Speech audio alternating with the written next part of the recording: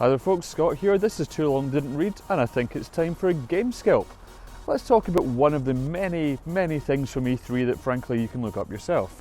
There's going to be a new PS4-ish, the PS4 Neo. There's going to be a new Xbox One, sort of, the Xbox Scorpio.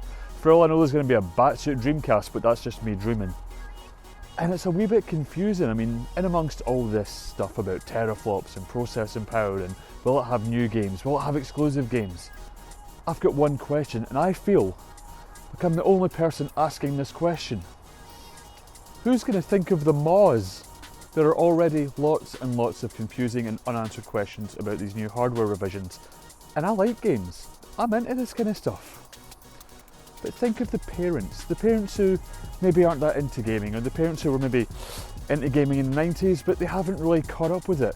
Imagine how confusing it's going to be when their kids start saying, oh, I need a new console, I need a new PS4, but it's not quite a new PS4, but it kind of is, and I can play the same games, but I can't quite play the same games in the same way. It's an absolute mess of the head. Put it this way, I remember having a Sega Master System, my favourite console of all time. But when I was wee, eventually, they weren't making that many games for it.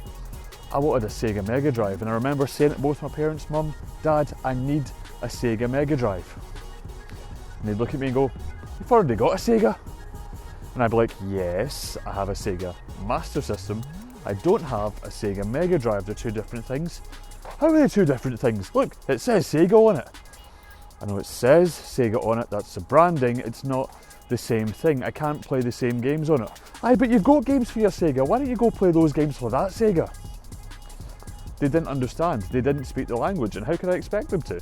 Gaming in this way has always been obtuse, difficult to understand, not really easy for the outsider to get into. So think of the poor parents who just want to get their kids the right present. Think of the poor people who work in gaming establishments having to deal with parents who have no idea what they actually want. Think of me. In a few years, I might have kids. And they're going to tell me they want something very specific and I'm not going to have kept up with it. And I'm going to wander into some kind of gaming shop and get them the wrong thing and they are going to hold it against me forever. Leave your thoughts in the comments below, like, share and subscribe, and I will see you next week for another Game Scalp.